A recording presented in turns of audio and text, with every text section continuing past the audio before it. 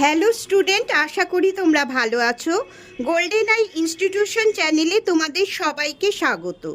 আজ আমি তোমাদের ক্লাস 10-এ জীবনবিজ্ঞানের তৃতীয় অধ্যায় বংশগতি ও কয়েকটি সাধারণ জিনগত রোগ থেকে প্রশ্ন উত্তর দিয়েছি।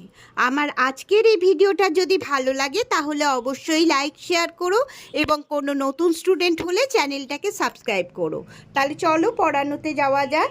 ক্লাস 10-এর জীবনবিজ্ঞানের তৃতীয় অধ্যায় বংশগতি ও কয়েকটি সাধারণ জিনগত রোগ থেকে প্রথম প্রশ্ন।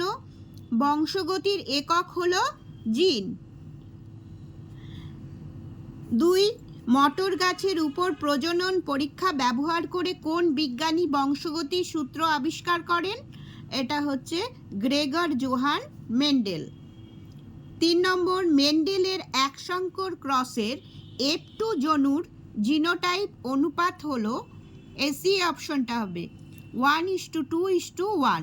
এটা দেখো 2019 সাল 2018 সাল 2 বছরে এই প্রশ্নটা এসেছিল।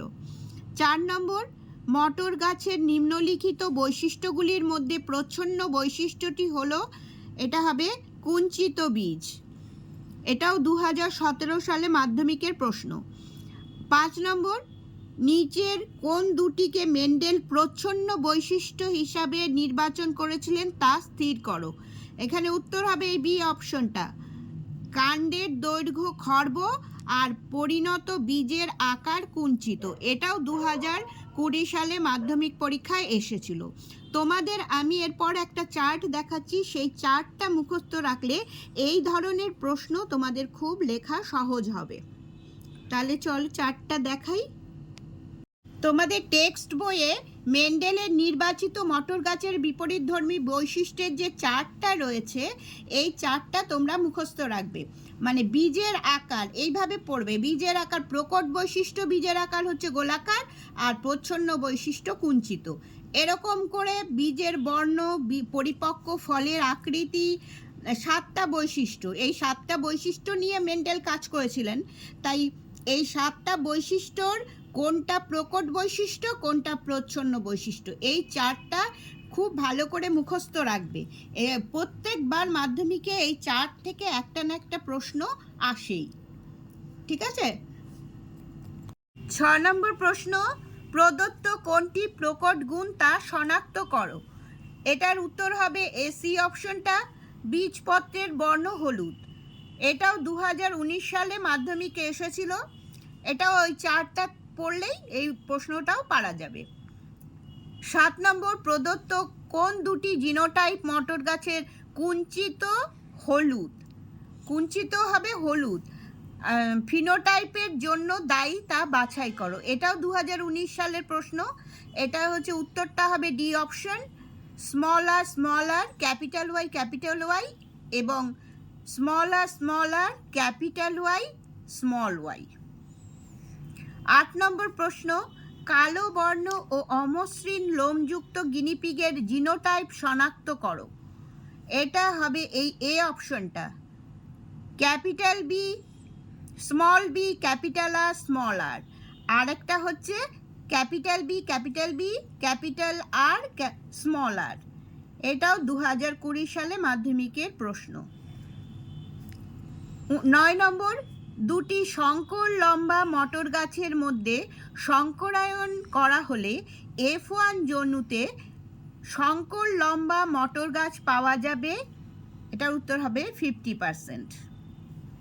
10, একটি শঙ্কর দীর্ঘ মানে ক্যাপিটাল টি স্মল টি এরকম ধরনের মটর গাছের সঙ্গে একটি বিশুদ্ধ খর্ব স্মল টি মটর গাছের পরাগ মিলনে যে বীজ পাওয়া যাবে তার থেকে উৎপন্ন মটর গাছগুলি হবে, এখানে হবে 50%, এই সি অপশনটা হবে 50% দীর্ঘ এবং 50% খর্ব। 11 নম্বর, একটি শঙ্কর লম্বা ক্যাপিটাল টি স্মল টি মটর গাছের সঙ্গে একটি বিশুদ্ধ লম্বা মানে দুটোই ক্যাপিটাল টি মটর গাছের শঙ্করায়ন করা হলে F1 জনুতে লম্বা মটর গাছ পাওয়ার সম্ভাবনা হচ্ছে 100%, ডি অপশনটা। 12 নম্বর, capital Y capital R small R genotype যুক্ত মটর গাছ থেকে কত ধরনের গ্যামেট উৎপন্ন হয়? এটা হবে এই ডি অপশনটা, 4 ধরনের গ্যামেট উৎপন্ন হয়। এটা 2017 সালে মাধ্যমিকের প্রশ্ন। 13 নম্বর, ক্যাপিটাল ওয়াই জিনোটাইপ যুক্ত মটর গাছ থেকে কত ধরনের গ্যামেট উৎপন্ন হয় তা নির্ধারণ করো। এক ধরনেরই হবে, কারণ সবগুলোই ক্যাপিটাল। হ্যাঁ, এটা হচ্ছে 2019 সালের মাধ্যমিকের প্রশ্ন। 14 নম্বর, capital B, small R genotype যুক্ত গিনিপিগ থেকে কত ধরনের গ্যামেট উৎপন্ন হয়? এটা হবে 2 ধরনের গ্যামেট উৎপন্ন হবে, বা 2 প্রকারের গ্যামেট উৎপন্ন হবে। 15 নম্বর, প্রদত্ত ক্রসগুলির মধ্যে কোনটি টেস্ট ক্রস? এই সি অপশন হবে capital T small tea into small tea. এই উত্তরটা, এই সি অপশনেরটা উত্তর হবে। 16 নম্বর, মেন্ডেলের এক সংকরায়নের F2 জনুর ফিনোটাইপিক অনুপাতটি হলো, মানে ফিনোটাইপ অনুপাত হলো 3:1। খুব ইম্পর্টেন্ট প্রশ্ন এটা, 16 নম্বর প্রশ্নটা। 17 নম্বর, কোন ক্ষেত্রে মেন্ডেলের এক সংকর জননী অপত্য জনুতে ফিনোটাইপিক ও জিনোটাইপিক অনুপাত একই হয়? ফিনোটাইপ আর জিনোটাইপ অনুপাত একই হয়, সেটা হচ্ছে অসম্পূর্ণ প্রকটতা। খুব ইম্পর্টেন্ট প্রশ্ন, মনে রাখবে এটা। 18 নম্বর, অসম্পূর্ণ প্রকটতা দেখা যায় কোথায়? এখানে হবে মিরাবিলিস জেলেপা। এটার মানে হচ্ছে সন্ধ্যা মালতী, বাংলাটা হচ্ছে সন্ধ্যা মালতী। এটা আশা করি তোমাদের বাংলাতেই দেবে এটা, যেমন এটার জন্য অথবা একটা প্রশ্ন দিয়ে দিয়েছে, অসম্পূর্ণ প্রকটতা দেখা যায় যে ফুলে, সেটা হচ্ছে সি অপশন, সন্ধ্যা মালতী। 19 নম্বর, কোনটি মেন্ডেল সূত্রের ব্যতিক্রম নয়? এটা বলছে ব্যতিক্রম নয় বলেছে। হ্যাঁ, এটা হবে প্রচ্ছন্নতা। এটা মুখস্থ করে নেবে।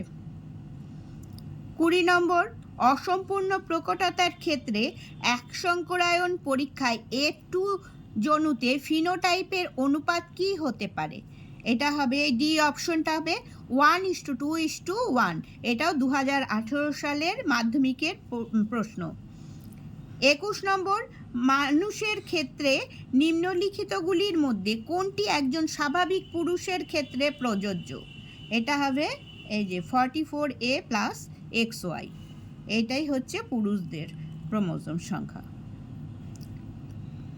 22 নম্বর, একজন স্বাভাবিক মহিলার ক্রোমোজোম হলো, এটা হবে মহিলার ক্ষেত্রে কি 44A + XX। ঠিক আছে। 23 নম্বর, কোন ক্রোমোজোম স্ত্রী ও পুরুষ উভয় দেহেই থাকে? X chromosome. এই যে পুরুষদের ক্ষেত্রেও এক্স ক্রোমোজোমটা আছে, আর মহিলাদের ক্ষেত্রেও আছে, আগে দুটো প্রশ্নে দেখলে। তাই এক্স ক্রোমোজোমটা পুরুষ এবং স্ত্রী উভয়ের দেহেই থাকে। মানুষের ক্ষেত্রে সেক্স ক্রোমোজোম হলো, এই বি অপশনটা হবে XX আর XY। XX স্ত্রীদের আর XY পুরুষদের, তাহলে বি অপশনটা হবে উত্তর। 25 নম্বর, একজন স্বাভাবিক মহিলার জনন কোষের ক্রোমোজোম সংখ্যা, এইটা হবে ডি অপশন, হাফ হবে 22A + X। 26, একজন পুরুষ ও মহিলার বিবাহে পুত্র সন্তান ও কন্যা সন্তান হওয়ার সম্ভাবনা, এখানে হবে সি অপশন 1:1। হতেও পারে, নাও হতে পারে, এটা 50-50 আর কি, 1:1। 27 নম্বর প্রশ্ন, ডিম্বাণু কোন প্রকার শুক্রাণু দ্বারা নিষিক্ত হলে কন্যা সন্তান হয়? এখানে হবে ডি অপশনটা 22A + X। 28 নম্বর, প্রদত্ত কোনটি মানুষের শুক্রাণুকে সূচিত করে না? এটা হবে 44A প্লাস XY। 29 নম্বর, একটি ক্রোমোজোমে উপস্থিত জিনগুলির একসঙ্গে সঞ্চারিত হওয়ার প্রবণতাকে বলে লিঙ্কেজ। মনে রাখবে এটা। 30 নম্বর, থ্যালাসেমিয়া রোগের লক্ষণ রক্তাল্পতা, সি অপশনটা।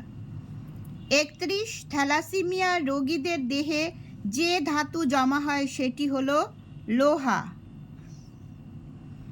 32, পিতা ও মাতা উভয়েই থ্যালাসেমিয়ার বাহক হলে ওই দম্পতির যে সন্তান জন্মগ্রহণ করবে তার ক্ষেত্রে থ্যালাসেমিয়ায় আক্রান্ত হওয়ার সম্ভাবনা কত?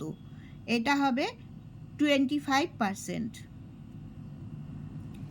33 নম্বর, অটোজোমাল ক্রোমোজোম গঠিত রোগটি হলো থ্যালাসেমিয়া, সি অপশন। 34, মানুষের অটোজোমে থাকা জিন দ্বারা নিচের কোনটি নিয়ন্ত্রিত হয় না? হিমোফিলিয়া। এটা 2018 সালে মাধ্যমিকের প্রশ্ন। 35 নম্বর প্রশ্ন, হিমোফিলিয়ার বাহক মাতা ও স্বাভাবিক পিতার কন্যা সন্তানদের হিমোফিলিয়ায় আক্রান্ত হওয়ার সম্ভাবনা হলো 0%। এটাও 2017 সালে মাধ্যমিক পরীক্ষায় এসেছিল। 36 নম্বর, হিমোফিলিয়ায় আক্রান্ত পিতা ও স্বাভাবিক মাতার স্বাভাবিক পুত্র সন্তান জন্মানোর সম্ভাবনা হলো 100%। স্টুডেন্টস, তাহলে আজ এই পর্যন্তই। তোমরা সবাই ভালো থেকো।